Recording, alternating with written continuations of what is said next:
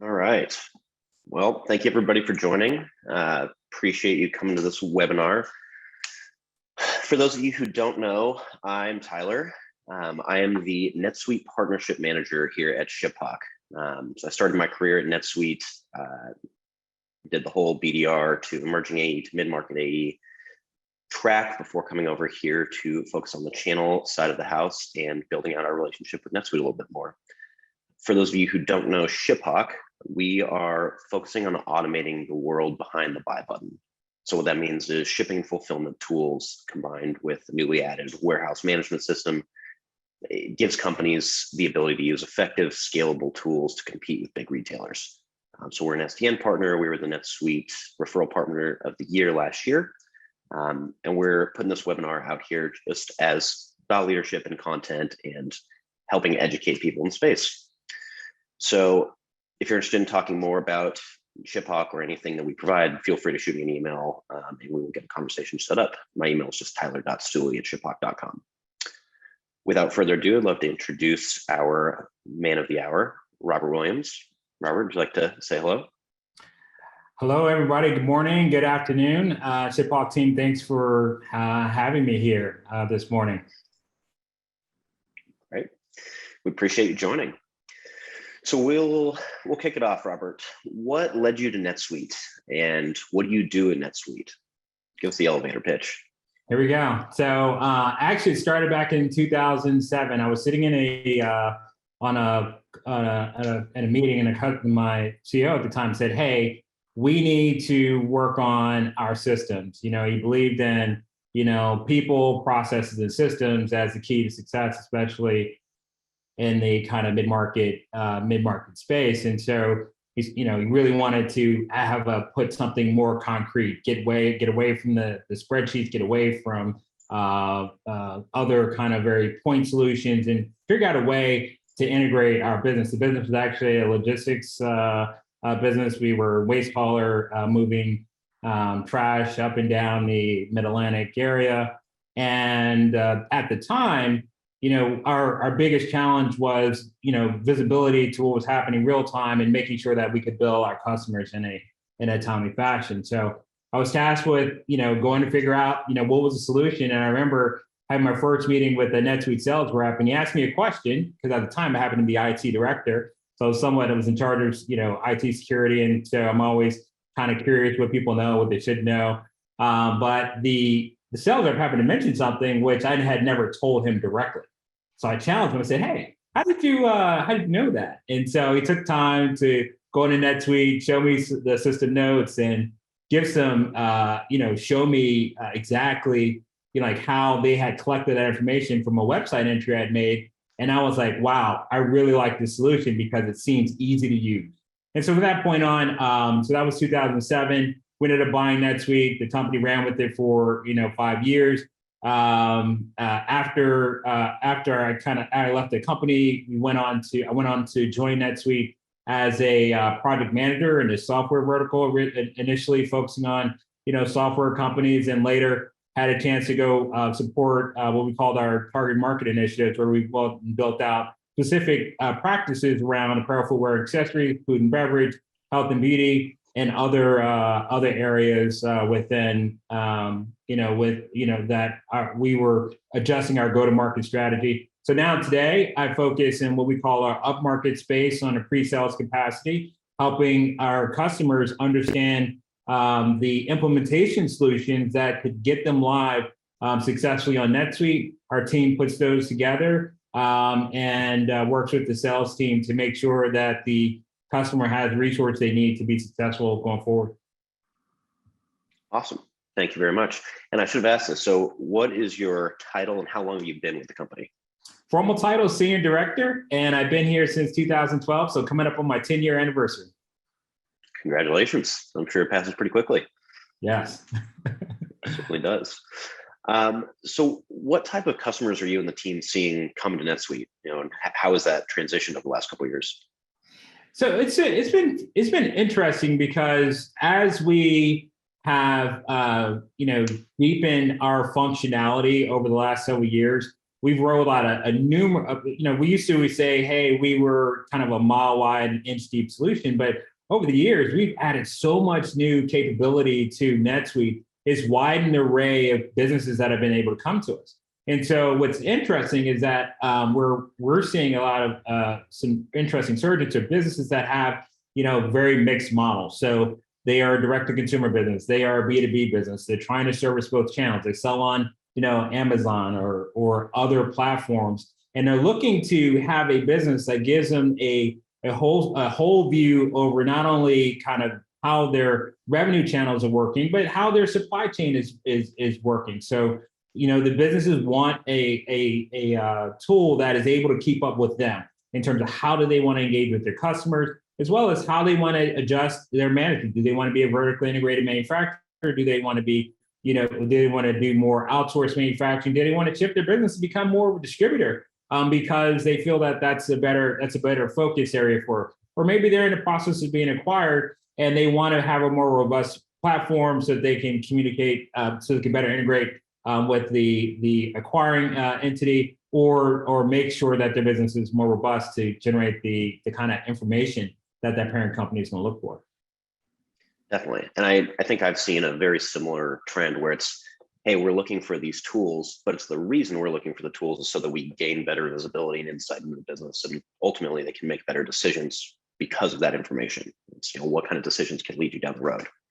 Yeah, that's right. And that becomes the biggest opportunity for everyone that is leveraging kind of the platform, which is it's no longer, the production manager and their view versus the operations manager and their view and the controller, CFO and their view. And everybody's looking at the same set of data and they have that information and everybody can have access depending on how you set up the segregation duties rules within NetSuite. You have the ability to see the same data set and make decisions about how to continue to prosecute the business on a day-to-day basis to make sure that it's efficient, as well as that you're serving your customers in a timely fashion. Definitely. What are some of the, most common industries, sizes, like what types of companies are you seeing and what are some of the problems that you're seeing commonly? Yeah. So right now today, a lot of the customers that we're seeing are coming to us. They're trying to figure out, how do I get better visibility into my inventory status? How do I get better visibility into my supply chain? How do I take advantage of new channels that are opening up to me? I want to double down on my investment in my B2C my B2C channels.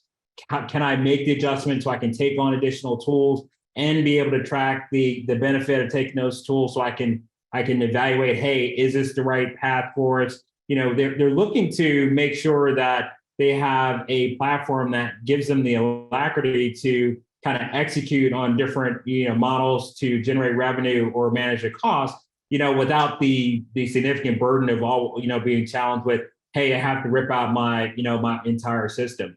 We have customers that are deciding to switch their 3PL, for example, and they say, hey, I'm doing it. I've been using order management with my 3PL, but now I'm in a bit of a tough spot because I won't have anything. I've been, I've had, a specific accounting solution and been using a 3PL for order management. Well, okay. You can come to NetSuite, you can, pick up that order management, those tools that you're looking for around available to sell, available promise, and being able to manage your allocation strategies so that you can meet your customer needs, while also getting better control of your inventory and being able to essentially, shop who's servicing your delivery of goods. Yeah, it's a fantastic ability, especially for companies to take that next step. From the implementation side, I know from my experience, you get people who have implemented NetSuite or other ERPs, and you get other people who have never been in the ERP space. What are some of the things you've seen about, an experienced implementation versus a less experienced implementation? Yeah, so they're kind of we have companies that are newer, younger teams. They're coming in, they're trying to figure it out. They've had great success, within their businesses, and they're trying to get there. But the key thing that makes a team successful in implementation is kind of ownership at the leadership level within the business to say that this is an important project for us to be successful as a company. Two, then being able to identify the right resources with the right visibility across the organization to help actually drive that implementation forward. Sometimes, in some cases, to an earlier question that you're asking, maybe we need to go small, really small to just help get, just to solve for an accounting problem. And that's something that we can, that's something we can definitely do. But if you're saying, hey, I need to, my biggest problem is inventory, guess what? That's an accounting problem. It's an operations problem, and it's a, purchasing problem.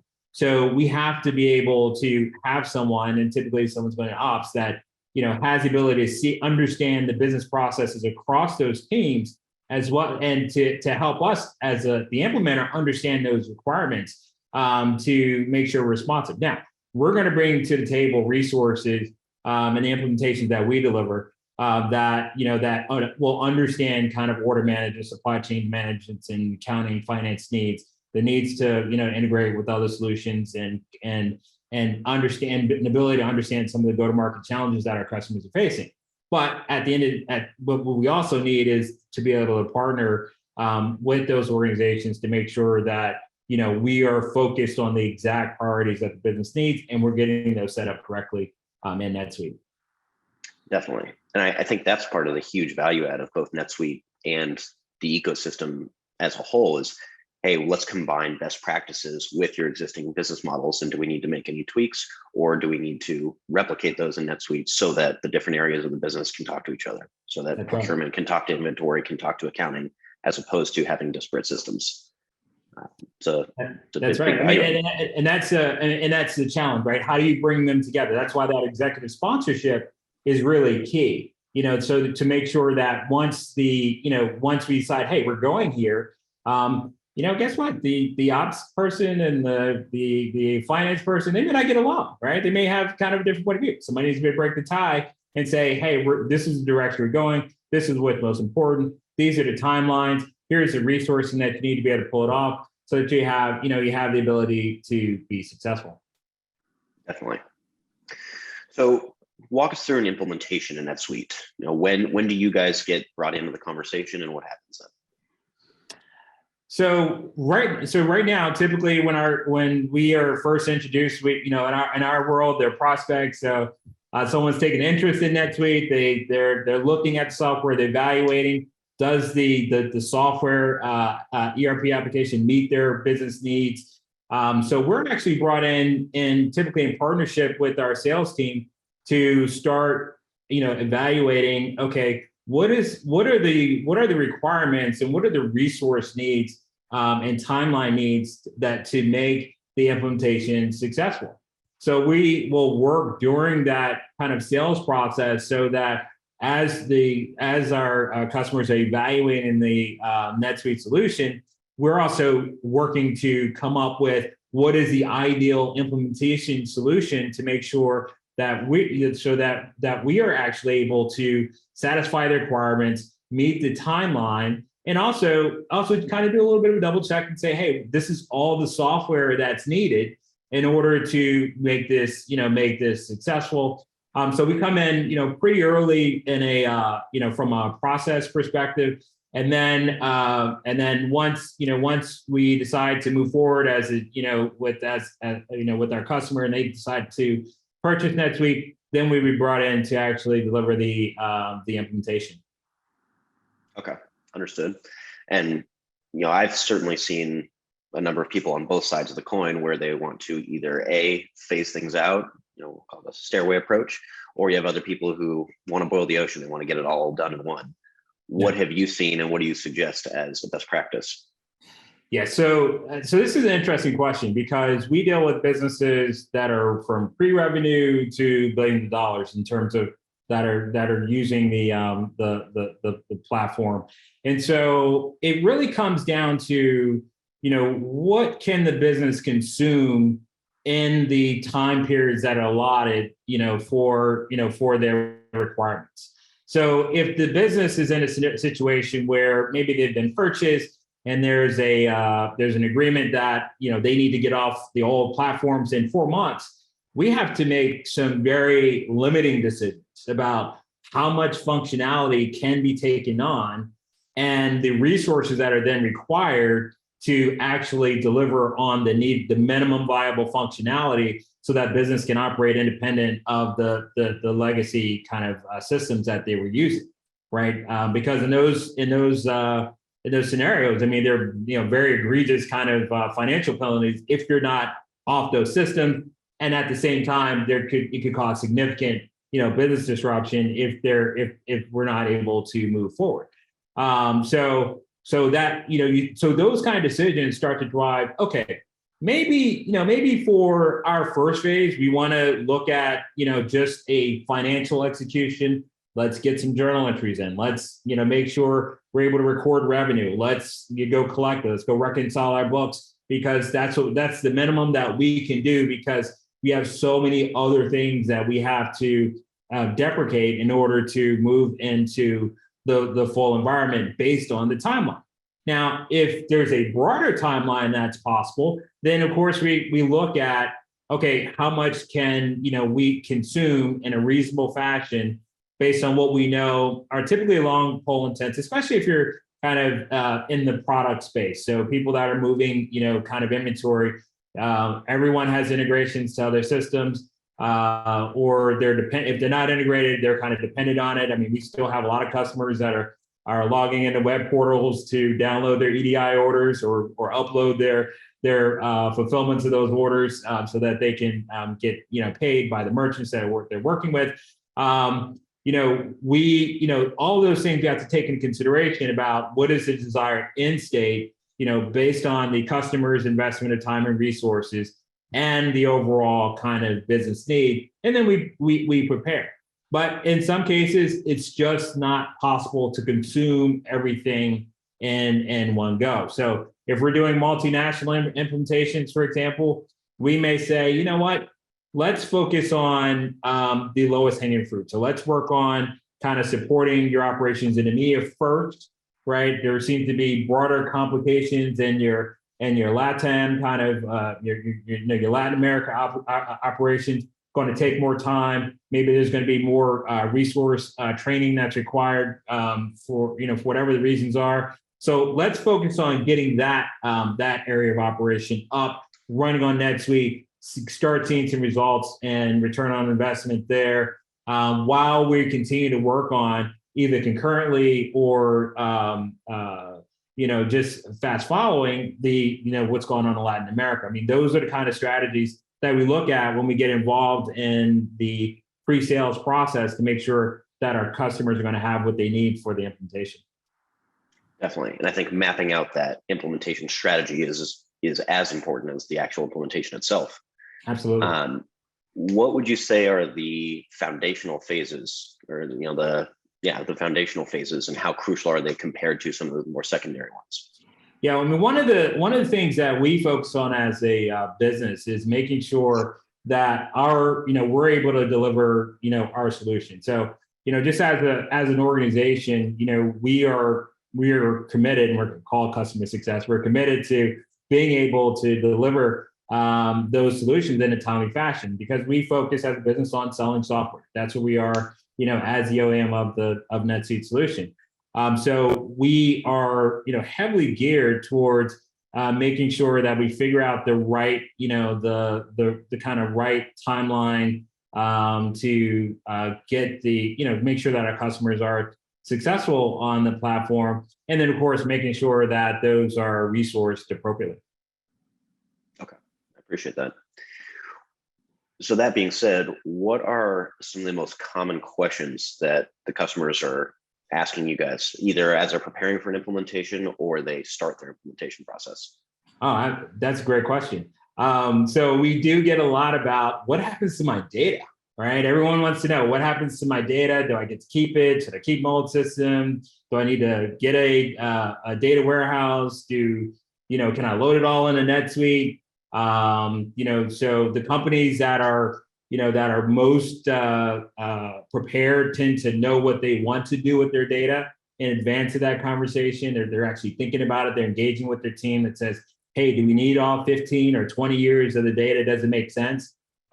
Because a lot of times when we do these, do the implementations, I mean, it's an opportunity to do a little bit of a cleanse, right? Where we say, okay, we know we've been recording this revenue incorrectly or, on the initial transaction, and we've been cleaning it up and how we close our books, but maybe we should, get it right up front. So we want to start fixing some of those things along the way. So it makes it more difficult to bring over some of that old data. So thinking about data, thinking about, the other downstream systems, what inputs are they going to need? What are they going to be sending to NetSuite? How important it is for them to be integrated on day one? They're kind of trying to understand what can we do to support them in that effort. They're typically also trying to figure out who are the right people to be involved. Many companies come to us and they don't have anybody that's gone through a software implementation and definitely not a ERP implementation. And so they're kind of challenged trying to figure out, okay, should I just have the ops person there that primarily works in the warehouse, do the work? I don't know. I mean, it depends. What is that acumen for that individual? Are they more of a project manager personality, or are they really kind of a numbers person that doesn't, that's focused on the details and doesn't kind of go far out of their lanes, right? Who are those resources that need to be engaged? Often get the question of, hey, how long is this going to take? Because, it's the holiday season that's coming. I only want to do this if I'm going to be live, before Black Friday, because everyone's going to be busy, right? Or, hey, I know there's no way we're going to get this done on time. Can we stop the implementation for a period and then restart, right? Those are some of the typical questions, that we get. I think, one of the great things about software solution is that it's fairly complete, so that a lot of what's typically people are concerned might be implementation problems are actually, being solved by the software itself. So when we're focusing on really is the kind of the last mile, if you will, that helps that business be successful. Definitely. And I think, the most common one that I got in my experience was always, how long is it going to take? And how do you answer that? It depends. Right. Always. So again, what are the drivers, right? I gave the example of the company that is being bought. I mean, there's the other example of, hey, I need to be off my system by this date, by January 1st, because that's when our audit starts, and our accounting finance team is no longer available for the next 2 months while we're kind of finishing that process. So we absolutely have to get it done, by that date. Again, it comes down to, what is minimally viable for you to consider it a successful implementation, and we can drive to that.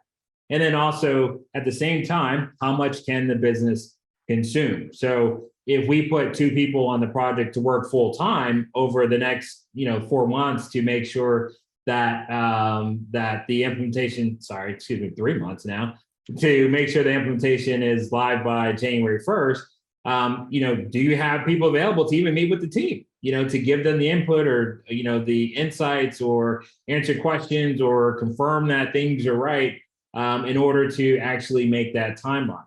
And so we would typically, if I was just talking to a products company, I'd probably say, assuming that you're going to use all of NetSuite for not just your financials, but operational activities, I'd probably say in the 4 to 6 or 6 to 9 month time frame, depending on how large the business is, and again what that functionality is, and what the resource availability is to pull it off. We have to have very honest, candid conversations about what the customer team can do, so that we can make sure that we're building teams to match the resourcing.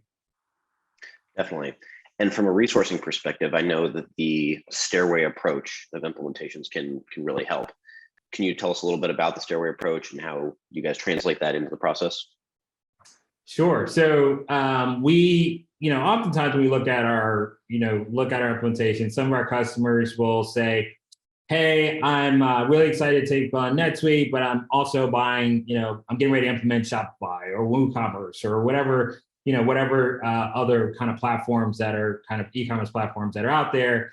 My timeline for that project is this, is how do we kind of integrate that into the project? Because I don't want to delay, this other piece over here, because by the way, I'm also moving my warehouse, right? And that's really, really important for us to get a good baseline on inventory and get control of some of that operation. Well, that becomes part of the plan. So we start thinking through, okay, do we want to phase out the implementation? Do we want to, look at the, look at some sort of, kind of mini launch, if you will, to get to the earliest possible date, right? How do we then move through the steps? So we'll take we'll try to understand what those requirements are, and then we'll build up an implementation strategy that is inclusive of, the phasing needs. So, what are the exact, what needs to be done by, what time to meet the minimum viable for a date. And then also kind of point our customers to, okay, here are the additional things that we can take on.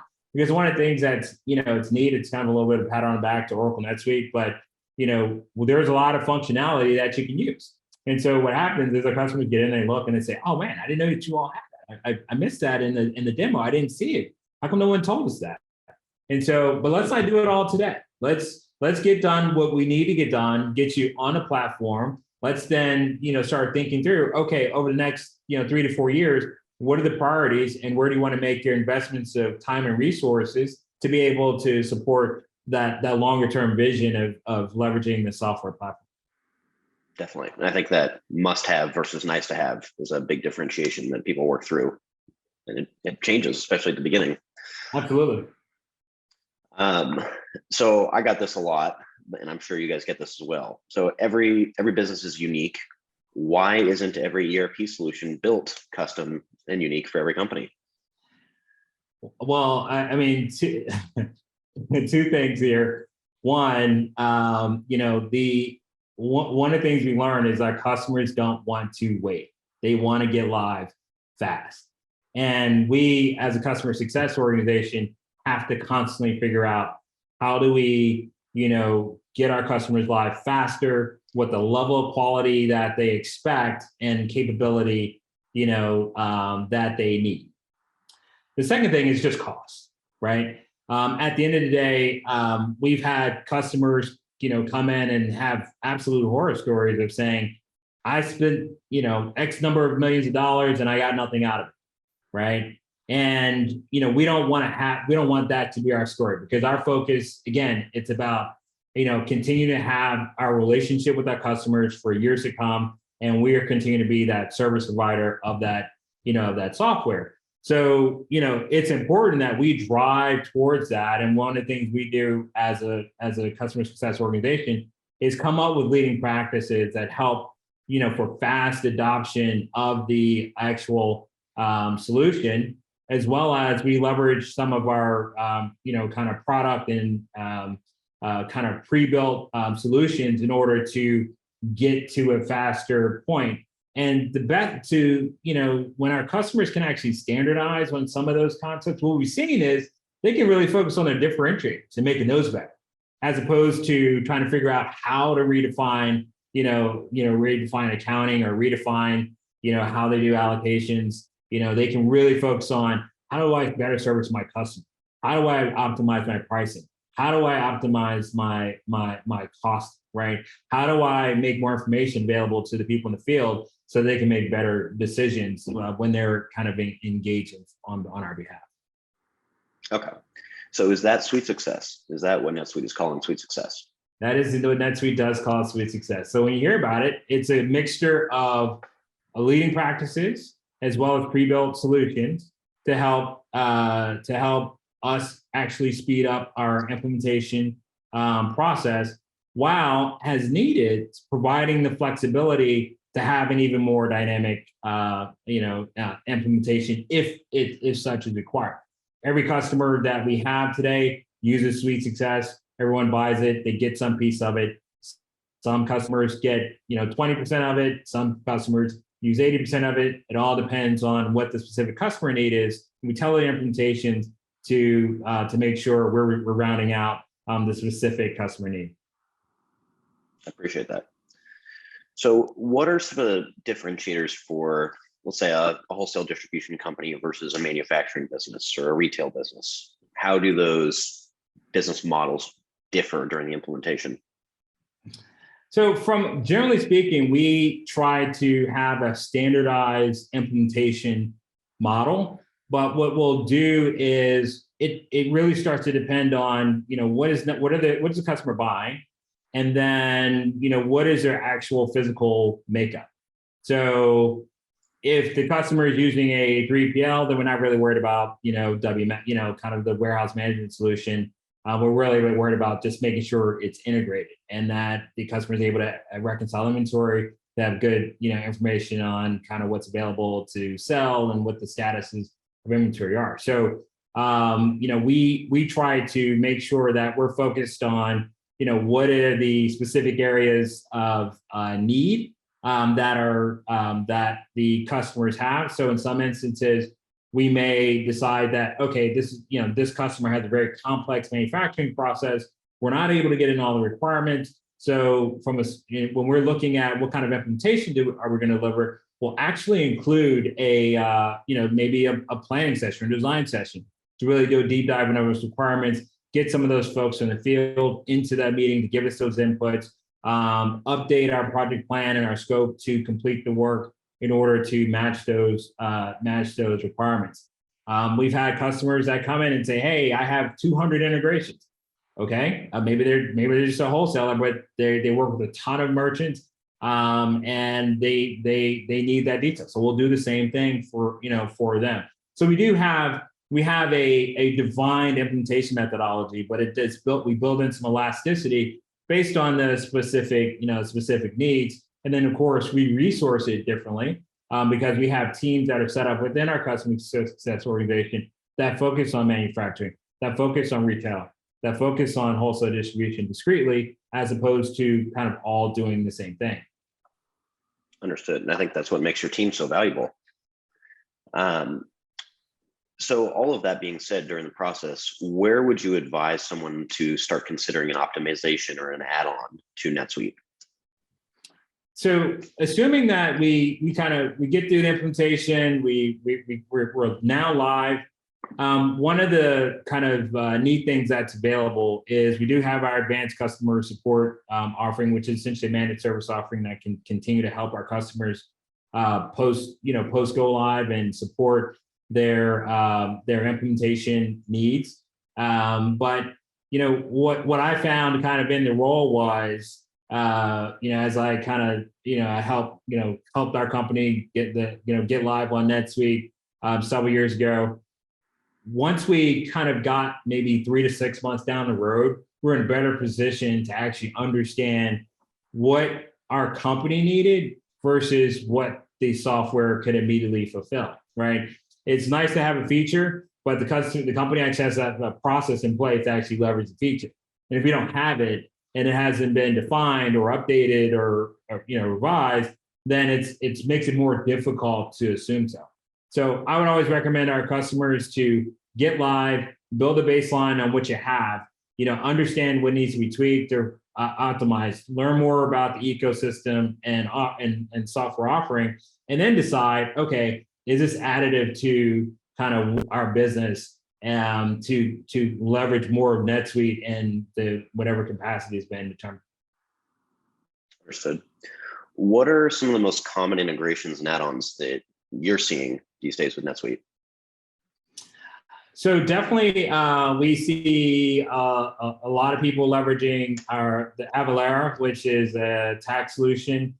We see a lot of people leveraging our NetSuite connector solution, which provides integrations to a lot of common service provider, common service providers in e-commerce or 3PLs and kind of other solutions that are out there. We see several people leveraging our NetSuite planning and budgeting solution, which is essentially an FP&A application helping to do budgeting, forecasting, in some cases merchandise planning for our customers.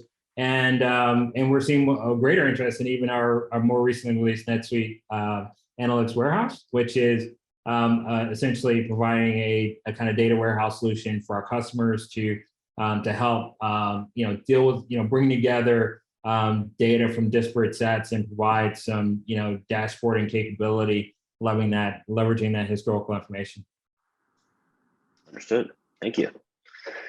So in the context of implementations, every company sees and defines failure differently, right? Failure to NetSuite could be the implementation doesn't get executed in X amount of days.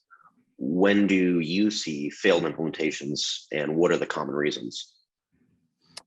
So when typically it's do the business priorities align with what was originally defined? And things change.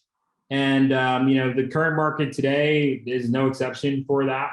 We have customers that they decide to buy NetSuite, and 3 months later, they just also decide to get acquired. And there's alignment. Other times when we look at things you can get ahead of, it's really about making sure there's alignment between what the leadership or expectations are for the implementation with the kind of the feet on the ground kind of working through the implementation. We do see that frequently as a challenge where somewhere along the way. So we try to do from a project management perspective, make sure that everybody kind of that's involved and can impact the decision does have some visibility into what we're doing and try to make sure along the line that we are actually matching those expectations. That makes sense. Is there anything that sticks out to you as a key indicator of success where, hey, this implementation is going to go very well, or like what can people try and do to set themselves up for success? It's that user that is not involved in the buying cycle. They just show up and they have to deal with whatever decisions that everyone else made for them. And when we can figure out how to understand that individual in advance, right? And as a group, both as the implementation partner, and kind of working with that leadership team and that organization, we can figure out what that person needs. And, they kind of come in later and say, hey, this works for me. Oh my gosh, this solves my problem. And they have that, aha, that's when you start to feel really, really good. Because, at the end of the day, a person like me and the leadership, we don't actually have to always deal hands on keyboard with the software that's implemented, right? It's that user that is saying, hey, I used to stay up till 10 o'clock at night on Thursdays so that I can get payroll done, based on these inputs. Now I can leave at 5 o'clock and go to the game with my kid. And I haven't been able to do that for years, right?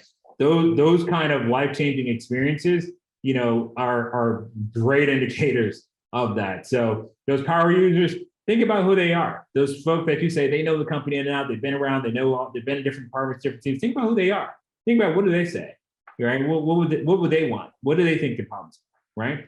They're not going to be perfect, but it'll give you good insight into how you can be successful. Definitely. Those are huge, huge points. So when you're planning out an implementation and executing on it, how are you and the team ensuring that the investment in the plan is both cost effective and time effective, right? Like how do you make sure that you're not putting a 120K solution to fix a 50K problem? Yeah, and that's where the pre-sale process is really key. We are typically brought in, very early in that pre-sales process in order to support our customers and understanding kind of what's possible with NetSuite, but also what we can do to make sure that we are aligning to what they need. Because in some cases, a customer may say, hey, I want to take on, these 5 features. Well, guess what? there's only one person that's in the role and that's available and can commit to the project. So it doesn't make sense. So why don't we just focus on these set of features? And that's where we try to head it off and can kind of really tailor the solutions to make sure, the implementation solutions to make sure that we're focused on the right things that are reasonable to do now, and then provide a roadmap, frankly, for what could be done in the future at the appropriate time. Yeah, and I think from what I've seen, that's combining the two sides of suite success, where it's not just the solution from a best practices perspective, and say the solution's built out to utilize those best practice features, but it's also from the team saying, hey, let us help you. We've seen 1,000 businesses operate this way. Let us give you best practices from a process perspective as well, not just features. So it's a hugely valuable point. Okay. So from a staffing perspective, what have you seen work best to ensure a good relationship, both during the implementation and post-implementation as they're optimizing? So again, it's the combination of kind of leadership and the kind of right individual within the team, as well as bringing in those key power users. Some of our customers will go formal and they'll have like a steering committee that's made up of a mixture of those individuals in order to help drive that internal process. And sometimes if you're a really small company, it may just be a team of one that is responsible for sorting it through. But the key thing, same deal, is that is that individual well supported in order to be successful? Understood. So between pre-pandemic and post, how have you seen NetSuite and your team evolve to meet the different implementation requests? Yeah, I think one of the early thing that we saw during the pandemic was several customers were coming to us with, hey, I've always sold this way. I need to now sell that way. So we saw a huge uptick in companies that, maybe they never did direct to consumer, but they're sitting on all this inventory and they needed to figure out a direct to consumer strategy. They need to be able to manage, they need to manage customers, manage relationship, volume, throughput. And so they came to us to help them, make their business model a little bit more flexible to change. That shifted now a bit. And so what we're seeing more of now is really companies looking for more control and visibility across their lines so that they can make more timely adjustments, to their business, whether it's either especially on the cost side of the house. Understood. That makes a lot of sense. So that wraps up our prompted questions, but I would love for the audience to put any additional questions they have in the Q&A section, in the chat section, and we'll start answering those. In the meantime, while you guys are typing those up, we will do our Sweet World promotion winner announcement. So for those of you who don't know, oh, sorry. No, I was going to say, so I guess before we jump there, do you want to run through these questions, or do I want to run through the Q&A? Some of the questions that we have a bunch in here already. Totally, yeah, let's do it. Okay, cool. So first question, in the logistics space, what are the 1 to 2 most common pitfalls that a new NetSuite will encounter that can make integration project more painful, and how to best avoid them? I think when you're looking at integrations, and when we talk about integrations, I assume we're talking about connecting different software solutions. I think one of the biggest challenges is not defining what the goals are early for those integrations to make sure that we're kind of focused on the right things, right? So there are some, a lot of times we'll get into implementations and the customer says, hey, I want to move away from the EDI web portal. I want to integrate EDI. Okay, well, what do you want to actually integrate? Do you want to integrate your ASNs? Are you trying to integrate your merchant, your purchase orders? Is your 3PL? What are those things, right? So getting to that early and from an implementation process, we try to do that because we think of integrations and data as a kind of long pole in the tent for an implementation process are really key to make sure that those are successful. The next one, are there any sessions that you'd recommend at SuiteWorld that dive into more implementation success? Well, we actually will have resources in both our advanced customer support team and our customer success team. There are a few kind of pop-up sessions that we're going to be supporting, talking about that. So stay tuned for updates to the agenda, and we'll be there. I'll be there. So if you don't see the session you're looking for, you can always track me down. ERPs can fail in budget, scope, and timelines. Which do you think is the most command? I definitely think the scope is the biggest because it's about expectations. And when we start to misalign in either the software or requirements expectations, that's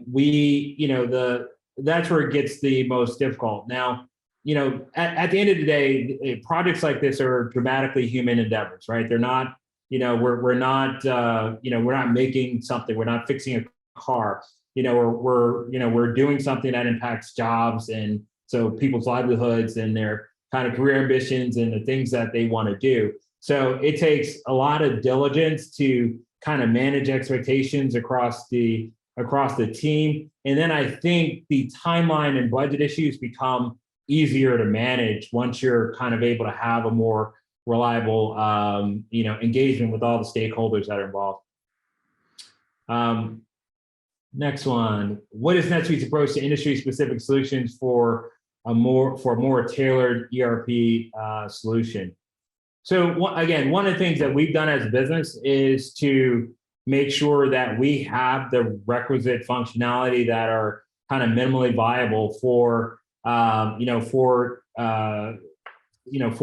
different industries. So in manufacturing, do we have the quality controls that that are commonly requested and needed for that. If you're talking about a wholesaler retailer, do we have the allocation capabilities that help make sure the right customer is getting the right inventory based on the customer's contract or the customer engagement strategy that's there? Those are kind of things that we've built over. And one of the great things about being with the software as a service solution is we learn from our customers, we learn from their needs, and twice a year we go and update our product to add more functionality. It's one of the most exciting things about being at a NetSuite customer, speaking as a NetSuite former customer.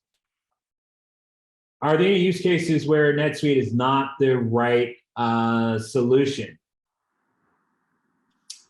I think one of the things where where it becomes difficult is if our customers are trying to solve a very, very, very specific problem, and they have a very, very specific budget that's associated with that problem.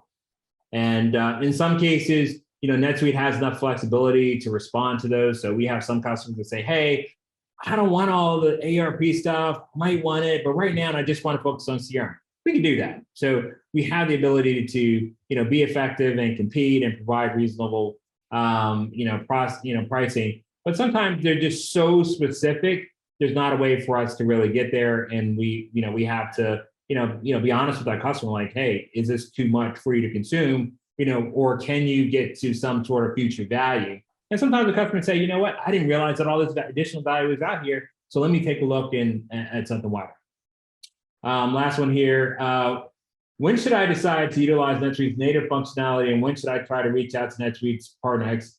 For example, SuiteCommerce versus Shopify, NetSuite WMS versus RSmart. It's great question. First, one of the great things about being in the NetSuite community is that we have a vast ecosystem of partners, whether implementation partners or software developers that are all engaged in helping our customers get, become more successful on the platform. And that's why we're one of the leading ERP solutions. That ecosystem helps our customers solve for their unique needs. I think when you look at kind of where are you at a business standpoint, if you're at a point where you're just trying to get something going, right? In some cases, you may say, hey, let me go the most, basic approach. NetSuite, WMS, SuiteCommerce, they have very advanced functionality.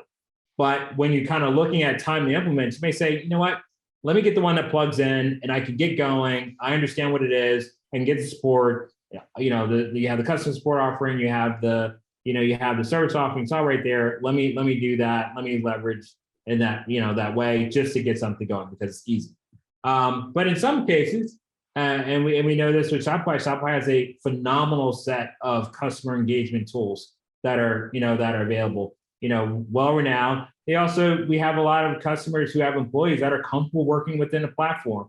They're comfortable, managing the orders and the payments and all the other kind of features, that are kind of built into that platform, as an example. So it may make sense because that's just the orientation of the team. You have someone in your in-house that's a Shopify developer already. You've made the investments organizationally to have the resource that you need in order to support those long-term requirements. So, I would love to sell you our solution in every case, but it doesn't support every business need nor match how the customers plan their organizational activities. Very solid answer to all of those. Thank you. And thank you to everybody for submitting those questions. We appreciate it. So now, without further ado, as some of you might know, we've been running a promotion the last few weeks or about a month or so, where one lucky winner is going to receive a free trip to Las Vegas to attend the world famous SuiteWorld. One of the few stipulations to be entered into the promotion was to just attend a meeting with ShipHawk, and we've had over 50 plus meetings. So I want to thank everybody who attended those meetings with us. Good luck to everybody, and we'll announce the winner now. So drum roll, please.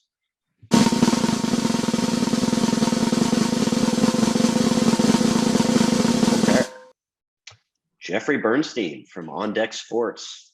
You are going to Vegas, and we are going to cover the airfare, the hotel, your tickets to SuiteWorld, the whole deal. So congratulations to you, and thank you again to everybody who participated. Stay tuned for future promotions. We will be definitely running some others just like this. And as a quick wrap, Robert, I know you, pride yourself on not being it's super easy to find on the social media scene, but what about SuiteWorld scene? Will you or your team be there? Where will you guys be? Our team will be there, supporting our sales team, making sure that our customers are able to kind of find their way into the right sessions, and just there to answer questions. We'll have about seven folks from my team there supporting the environment. We'll also have several people, including myself, that will actually be speaking at the event. We were introducing a new track around diversity during SuiteWorld. I'm going to be looking at our Suite People solution and showing how it can help customers in their performance management. So I'm really excited to continue to support our kind of customers and in the journey with the solution. Great. Well, I'm looking forward to seeing you there. For those of you who want to come see me and the ShipHawk team as well, we will be there with a nice large booth near the entrance. So feel free to reach out to myself, to Robert, and looking forward to seeing everybody there.